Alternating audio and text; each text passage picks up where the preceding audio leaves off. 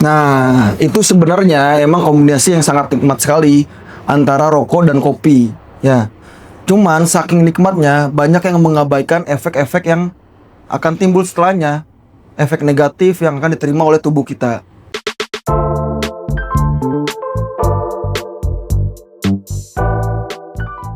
Halo sahabat sehat RSUD Hanau, kembali lagi di acara Bisa Sehat, bincang santai seputar kesehatan. Kali ini kita akan membahas suatu kebiasaan yang banyak dilakukan dan diam-diam menyimpan risiko besar pada kesehatan, yaitu ngopi sambil merokok. Dan sudah hadir bersama kita narasumber yang luar biasa, yaitu Dr. Harpi, dokter dari RSUD Hanau. Halo Dr. Harpi, apa kabarnya dok? Alhamdulillah baik. Semoga Mas Kamal dan sobat sehat semua yang ada di rumah juga dalam keadaan sehat semua ya. Amin. Nah, langsung aja ya dok. Kali ini kita akan membahas topik yang mungkin sensitif bagi sebagian orang. Dan perlu kita edukasi nih dok. Ngopi sambil merokok. Apa sih bahayanya dari sisi medis dok? Nah, itu sebenarnya emang kombinasi yang sangat nikmat sekali antara rokok dan kopi, ya. Cuman saking nikmatnya, banyak yang mengabaikan efek-efek yang akan timbul setelahnya, efek negatif yang akan diterima oleh tubuh kita. Nah, mari kita ilustrasikan. Nah, di sini saya ada sebuah pulpen, kita ibaratkan ini adalah sebatang rokok ya.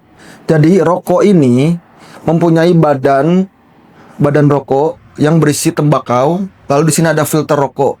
Ya, biasanya diisi filter. Ya.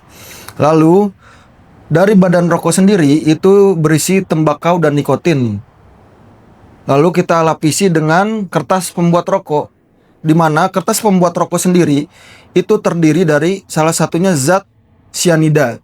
Cyanida itu adalah bahan dasar dari pembuatan racun tikus. Lalu ada namanya zat formalin. Zat formalin sendiri biasanya itu adalah bahan untuk pengawet yang biasa kita temukan di pengawetan jenazah. Lalu di situ ada zat-zat yang menyebabkan kanker. Antara lain zatnya toladin, napilamin, atau uretran.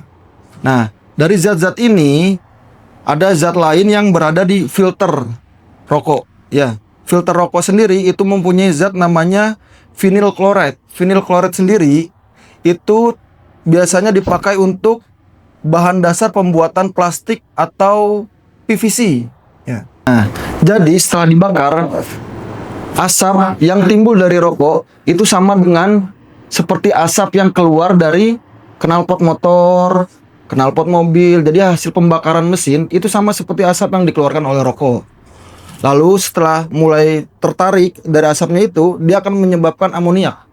Amoniak itu biasanya terkandung pada alat pembersih lantai. Nah, jadi dari zat-zat yang berbahaya pada rokok sebenarnya masih banyak lagi lain sebagainya. Saking banyaknya mungkin kita tidak bisa menjelaskan semuanya. Nah, saking berbahayanya akhirnya efeknya apa kepada tubuh kita? Misalkan kepada jantung jelas akan menyebabkan serangan jantung. Pada otak kita akan menyebabkan stroke.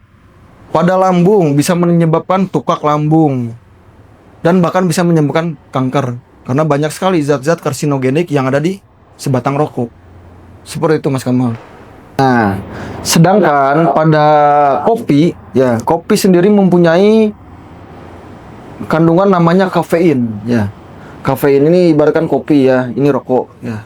Nah, kopi sendiri itu dari senyawa kafein ini sebenarnya dampaknya bisa positif atau negatif pada sebagian kalangan orang. Nah, efek positifnya ini biasanya akan menimbulkan dopamin, hormon yang ada di otak. Dari situ dia akan menghilangkan rasa kantuk, rasa lelah. Lalu akan menimbulkan hormon namanya norepinefrin. Dia akan meningkatkan kewaspadaan pada tubuh manusia.